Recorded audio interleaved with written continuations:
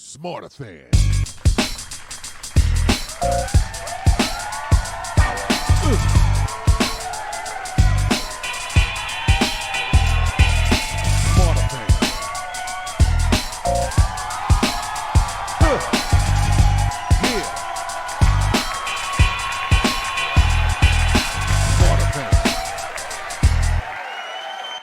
Hey everybody, welcome to another segment of Smarterfan Podcast, where we bring you behind the veil of sports, business, and life. I'm Joe, and this is Barry. What's going on, Barry? Everything's going on, Joe. Everything. People talk about Odell coming back to New York, Joe. They talk about these stadiums. They talking about the money. They talking about the betting and the gambling. They talking about these athletes. There's a whole lot going on. Lot going on. Had a major conversation with a D1 mental health therapist for student athletes at the University of Louisville. Fascinating conversation I had with him today. Hopefully soon we'll be able to get him on the show. Now, that would be nice. That would be real nice. Also, before we start, I want to give a shout out to our friends in the U.S. Come on. Thanks for listening, folks. We really appreciate it. Absolutely. And our friends north of the border in Canada. Hey, Canada. We appreciate you too. And we appreciate our folks in Spain and Germany. There we go. And is it Andalusia? That's Morocco. Spain. Yeah. And who? And Germany. And Germany. Sprechen Sie Deutsch, I think they say. Speak German. Thank you, folks, for listening. We really appreciate it. Really appreciate it. Please tune in and share. Yes. So tonight I'm going to talk about a gentleman who's not exactly a household name, but his name is Charlie Berry. Okay. And he was born in 1902 in Phillipsburg, New Jersey. And he was a standout multi-sport athlete in high school. And he had 11 varsity letters. Wow. And he went to Lafayette College, and he was the captain of the baseball and football team. And in 24, he was named a first-team All-American end by Walter Camp, who said he had this uncanny ability to sense plays, and he had this incredible speed. So now he was one of those rare athletes that played both in the NFL and the major leagues. Oh, that's what's up. Yeah. So for the NFL, he played for the Pottsville Maroons from 25 to 26. And he led the league in scoring in 25. And he famously kicked the winning field goal in an exhibition game against Notre Dame, the Notre Dame All-Star team, which featured the Four Horsemen. Wow.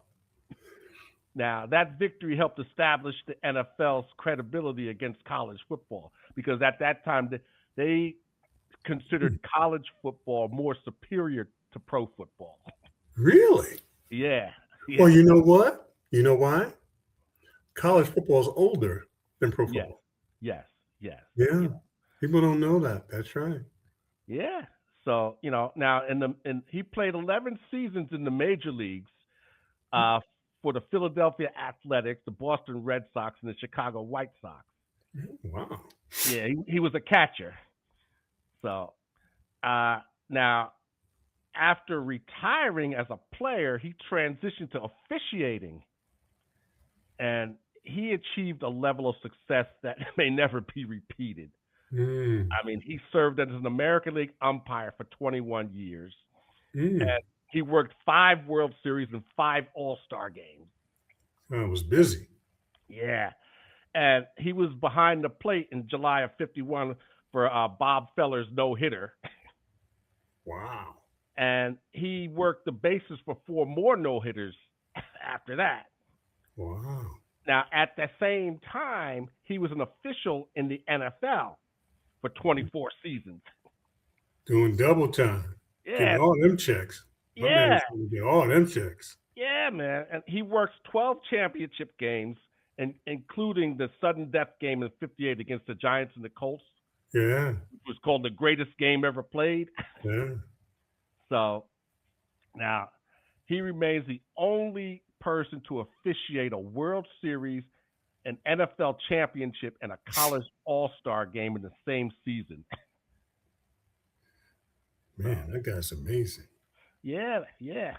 He was inducted into the Hall of Fame in '80 alongside Sam Huff, Merlin Olsen, Eddie LeBaron, and Ira Paragithian. Uh, Mm-hmm. Parseghian. Cartesian. Yeah, yeah. So he was in some good company, you know, Yeah. and he died in '72 at the age of 69. Wow. The man was busy. Yeah. Like I said, he did both sports before Prime and Bo. Yeah. I mean, not only did the sport, he did the He's like he's officiating. He was. That's like a real sports life. Yes, yes. I mean, you know what I mean? On the field, off the man. That's incredible history. I love that Yeah, stuff. yeah, yeah. So the NFL stadiums, I know Man, let you me had tell you. mentioned this before. It is really. I get in these people find me, Joe. I don't know how they find me Hmm. in these conversations about these stadiums because some of these new stadiums, like the one in Buffalo, Mm. actually has less seats but more amenities, Yes, right? yes. So it's really designed. I had a feeling that this would happen when they built not Yankee Stadium, because Mm. literally the old stadium's right next to the new stadium. It was, yeah. Yeah, so. And I remember years before when I went to Baltimore and saw Camden Yards was the Hmm. first stadium I ever been to where it had probably more going on outside Yeah, than inside, yeah, yeah. That's right? for It sure. was so beautiful, Yeah, right? it's a really nice stadium. It is. It's beautiful, right? So, it's just amazing to see. Then, you had the big well in Las Vegas, right? That beautiful thing.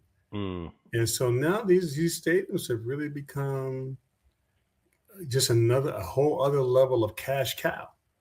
And Yeah. then Well. what Jerry has done, and you've been there personally to see what Jerry has done, Yeah. buying a whole town, Yeah. but when you start Yeah. looking at the economics of it, it makes sense. If you've got that kind of crazy fan base and you can create an environment where they can be there all season long, Hmm. why Yeah. wouldn't you? And I think a lot about what's behind it, because you see the proliferation of all these soccer leagues, Mm. just like the Yeah. NFL has gone to Europe, right? Yeah. Yeah. European football is coming to the US. It's Yes, here. it is. Yes. Yes, it is. Yes, it is. The leagues, this, that, and the other.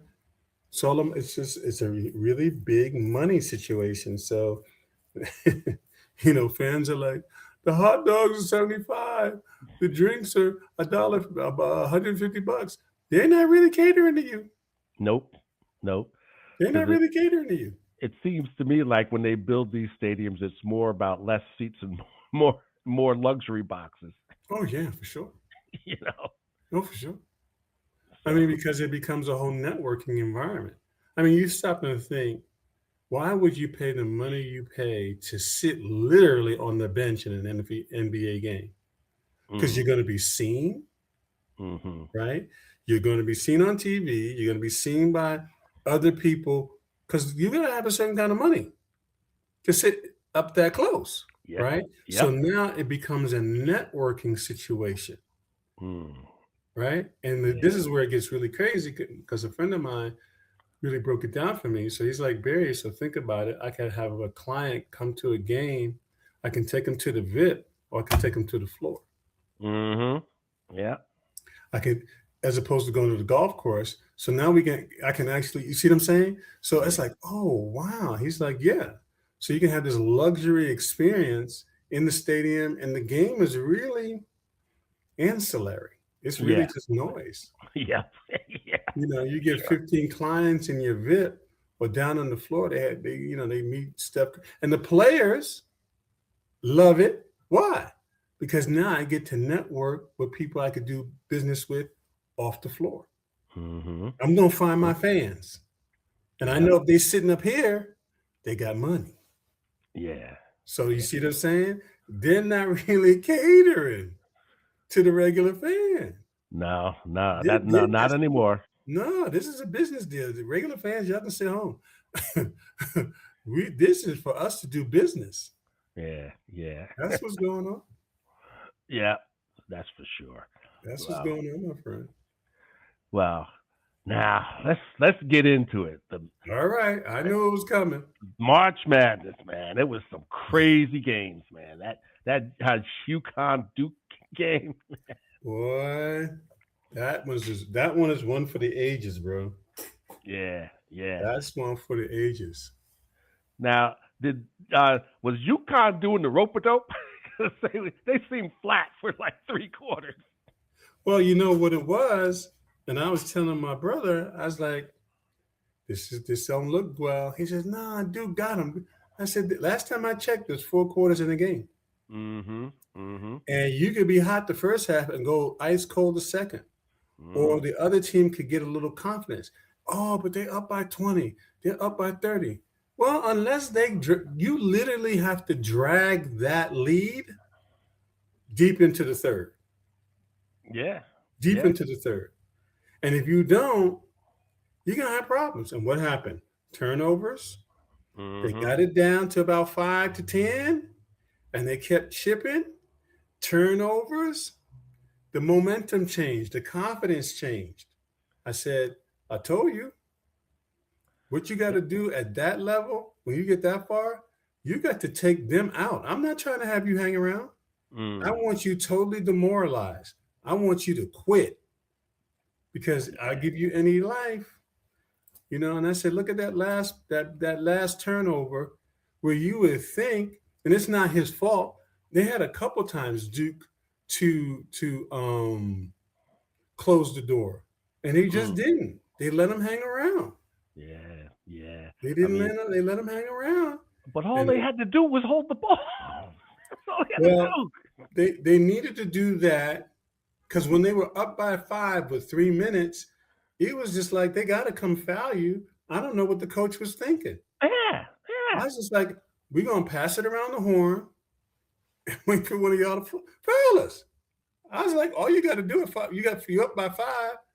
You just move the ball around, and let them come Mm-hmm. foul you until you get your shot. They got to foul you because they down by 5. They can't Yeah. afford for the clock to go down. And I don't know why he didn't do that. And then the other guy tried to do something that he tried to make a move and he slipped and fell and turned the ball over. They were Connecticut converted it, and I said, now you up by 3. It's a different game now. Mm-hmm. It's a different game. Yeah. And then when Boozer had the ball, I was like, why didn't you fake them up and just drive by them? They got to make a move because they're down. They Mm-hmm. either got to foul you. You know what I'm saying? Yeah. And Yeah. it's just like I just looked at the coach. I was like, Coach, you talk about these guys. No, you really kind of failed your players Yeah. because That was you had bad. a number of opportunities to close the door, and you could tell by Hurley. Hurley knew it. Hmm. Hurley knew it, and he was Yeah. just like, well, you know what? If we can just kind of hang around and keep hanging around, because anything can happen, because that's what history has proven out. You Yeah. know? Yeah. That's for sure. But the funny thing is that was the only game that was close because the other Yeah, games. ain't that crazy? I mean, Michigan 95-62 over Man, Tennessee. but that's what you have to do. Stomp on their neck. Yeah. Yeah. Illinois 71-59 over Iowa. That one surprised me. I thought Iowa would have put up a better game. Mm. But obviously, I got to go back and watch that game. Obviously, Illinois, because in the college game, it's really the guards that determine Mm. Yeah. win or losses. Your Yeah. strong guard play. Yeah. Yeah. So I got to go back and watch that game. But they You know. kicked them in the butt. Yeah. Yeah. I mean, there's like, go home. And Now, Arizona over Purdue 79-64. yeah, I don't know who Arizona got on there, but like Kenny Smith said, that game between Arizona and UConn, You basically have the elite of the elite. 9 of those guys on the floor going pro, which is crazy when you think about that. Yeah, Right. yeah. Now the women, they're just on a roll. I mean, they just ran Notre Dame off the court, 70-52, basically. Yeah, they just don't have enough firepower. That's what you really saw. You know. Oriema, what's his name? Oriema, the coach? Yeah, Gino. Gino? Gino know how to coach, man. He know how to Oh, get the girls. He knows how to coach them. And unless you coming with something like Dawn Staley, you're not moving UConn. Yeah, You're yeah. not. You're gonna need more than one superstar. Yeah. You're gonna need more than one superstar. Now, despite Notre Dame losing, Hannah Hidalgo finished with a historic season. She had over 200 steals during the season. She's a problem. Yeah, she's the first player to do that in men and women. Steals? 202 steals she had in a single season. Man, she was just picking pockets. I'm telling you, man. What number is she? I don't know offhand. We should do a highlight reel on her. I got to see this. Yeah. 200? Yeah. The girl can play. I'm telling you, the girl can play. Is she the guard for the Irish? I think she is a guard. Yeah. 200. Yeah. You know what? That's like averaging like 3 or 4 a game. Yeah. So, but yeah. So now, Michigan, the Michigan men, and the Michigan women, and the UConn men and the UConn women. This is the first time both men and women's teams are in the Final Four. Wow, now that's a historical. Let's see how they monetize that, because it's all about the money, Joe. Yes, it is. Don't let them fool you, Joe. It's all about the money. It is. But that's always the case. So, but now, Odell Beckham is trying to come back into the NFL. Listen. I mean, Odell, bro. Odell is special. But he'll probably end up pulling it off because him and Harbaugh had a good relationship. He played for the Ravens. You start to think, well, I'm coming, Harbaugh, I'm coming to New York. I'm in a rebuild, right? I got a new quarterback. I've got new people. You know what I'm saying? He's a vet. He could be a stabilizing force in the locker room. He's older, mature, hopefully more mature. You know what I'm saying? Yeah, hopefully. Yeah, because they're in a rebuild, so he could help speed that rebuild process up. You know what I mean? As long as he don't think, you know what I'm saying? And there's space, because who besides neighbors is a real, at this point, you know what I'm saying? Yeah. Number one. They don't really have one. Nope. So, he's going to draw some coverage. So that should open up some other thing, So it kind of makes sense. Yeah. He can't be the Odell of old, but he don't really have to be. He could be a B plus Odell. He could be a C plus. Well, they need something. Yeah, because he ain't got nothing. And it's New York too, so that's gonna make money. Yeah. Well, put it this way: if Joe Flacco can still hang around the league, then he's got a shot. Stop hating on Joe. Yeah, stop hating on Joe. Joe getting them checks is better than sitting at home. He getting them checks, running around, traveling, eating well. So I guess he's gonna back up Burrow. Listen, it's good work if you can get it. Yeah. Making a couple million. It's good work. It's better than staying home and your wife keep finding things for you to do. Yeah. So what's the story with Burrow? Is he gonna stick around for Cincinnati? Is he gonna listen. What's your take on that? I'm gonna tell you the truth, as I always tell you the truth. They're trying to sell this. He's not going anywhere. Mm-hmm. Telling you, Joe. Mm. At best, they don't go nowhere. And this year, he's up out of it. I'm trying to tell you, Joe. Mm. Mm. So I think Now, there's the only way he gets to stay if they pay him some, and which they would pay him some crazy money yeah, because he makes yeah, a lot of money for the franchise because he's like their hope. yeah. Yep, that's for He's sure. you know what I'm saying. We got this great quarterback. Team can't seem to get the right people around him, but we got a great quarterback, and the team ownership can milk that for another almost 10 years. He stays healthy Mm. and So go maybe nowhere, and they may pay him a goob gob of money. maybe Flacco's insurance. Yeah, I mean, think about it. You know, he if he can stay healthy, he can he could do the same thing Flacco doing. If he can stay healthy, Yeah, yeah, yeah. So, so it's gonna be interesting, but and then he so, can sell with the right franchise, he can pull a Brady. Go to the right place at the right time, who need a quarterback to get over the hump mm, and go get a ring with all that money. yeah, yeah.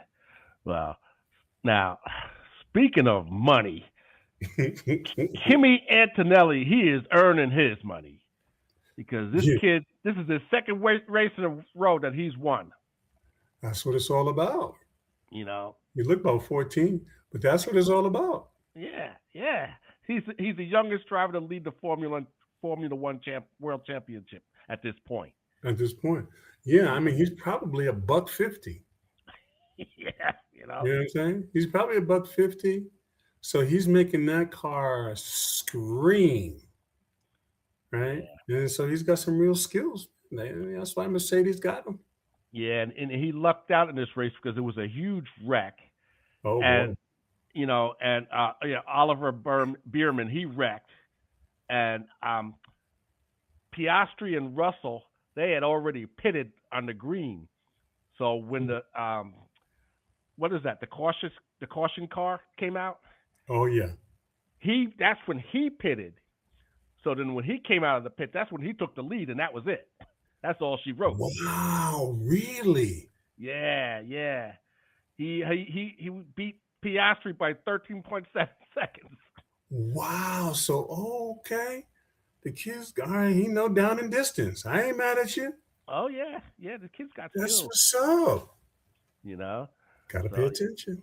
yeah, yeah. Now, Max Verstappen, on the other hand, Huh? he's very frustrated. He finished eighth in this race. Yeah, that's This not was his style. That's not no, his style. no, and he's showing a lot of frustration. No, Who's he driving for? he's still driving for Red Bull. Yeah, he probably up out of there. Yeah, because well, here's the thing. See, he says Red Bull's not holding up their end, you Yeah, know, he up out of there. He up and out. he's frustrated with the regulations, the cars, you know, He's not happy. He wants a new start. So now there's speculation that he might retire after this season, He may. even with 2 years left on his contract. He You may. know, so because what he's saying now is basically that this 24 race circuit is no more. It's not fun for him anymore. So he'd rather just be with his family. Hey, that happens in a career. You know, It does happen. you know, and he has his own racing team, GT3 Racing. You See, know, he may want to just, and he made the money and he wants to be on the ownership side and live that dream and nothing yeah, wrong with that. and he also Mhm. wants to do 24 hours of Le Mans also. Yeah, yeah. And where he's at in his career, absolutely. Yeah, That makes sense. yeah. Now Lewis Hamilton, he finished sixth. Yeah, Now, yeah. My money is always on Lewis because I always play Lewis like this. I'll wait to the end because he always finds a way to win in the mm, end. He may yeah, not start out hot, but come the middle, You're going to see him do what he do. Well, we'll have to see. He had mechanical problems in this race. He said the car kept losing power on him. So Yeah, I'm not a big fan. I'm not a big fan of this battery racing. yeah, I'm yeah, really not. I think they lose a lot without going with the fuel. yeah, yeah. So it's going to be interesting. So he was kind of frustrated with that and disappointed. So Yeah, and that's been his big ilk since coming over to Ferrari. yeah, so they really have to get it together. It's like he took one step forward and two steps back. Yeah, You know? and it ain't all his fault. I think Ferrari, they kind of had their, because of their creator, Yeah. kind of have their nose up in the air. They don't listen very well. That was a lot of the problems last year. They didn't listen to him, Wow.